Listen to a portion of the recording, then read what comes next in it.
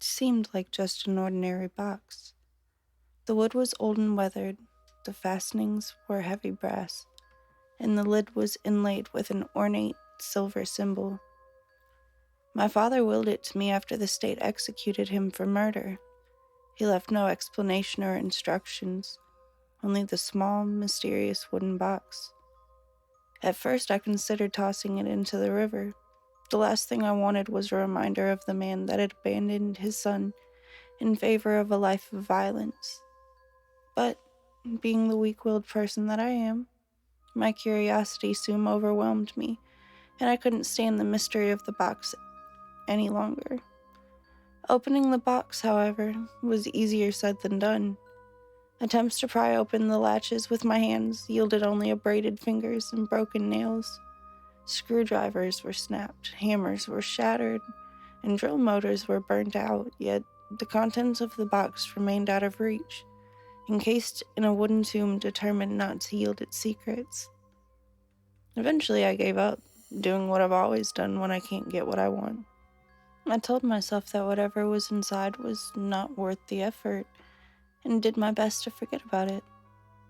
But the box would not allow me to forget so easily, and one night while I was sleeping, it opened of its own accord. I awoke to an eerie silver luminescence that filled my bedroom, and a deep sense of pervasive cold that chilled the surroundings to absolute stillness. As I sat up in my bed, I was overwhelmed by a sense of unfamiliarity, as if I had been transported somewhere that looked very much like my bedroom, but was home to someone or something else. The silver light was emanating from beneath my closet door, lending a sense of unreality to everything that bathed in its pallid sheen, casting odd shadows that seemed to creep and move in the corner of my eye. I could feel myself standing up, though I had not willed myself to do so, and slowly, quietly, I crept towards the closet. My fingertips brushed the knob, recoiling for a moment from the penetrating cold. Then, resolutely, firmly, I grasped it, pulling the door open to reveal the box. The hinges had sprung open wide. The light spilling forth was piercing and intense. My eyes filled up with the light and felt as if they would soon burst, yet I could not tear them away. I could feel myself falling slowly forward into an abyss of silver light that enveloped my horizon and became my entire being.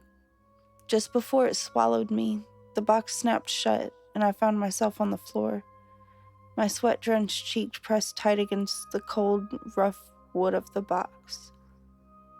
I pushed myself back to my feet. The eerie silver light was gone, and my room seemed once again my own. Yet something was still not right. The cheek that had touched the box was throbbing with a burning pain. I wandered into the bathroom and flipped on the light, gasping at my grotesque reflection. The symbol on the top of the box was burned into my cheek. I reached up to touch it, but as I did so, it faded. But the brand was not the only souvenir this box has left me with. I can feel a presence in me, an unwelcome guest inside my mind. I find myself missing time, awaking in strange locales with blood splattered on my clothing. But that is not what worries me the most. What worries me the most is the call I received from my lawyer yesterday, asking for clarification on the amendment I had made to my will.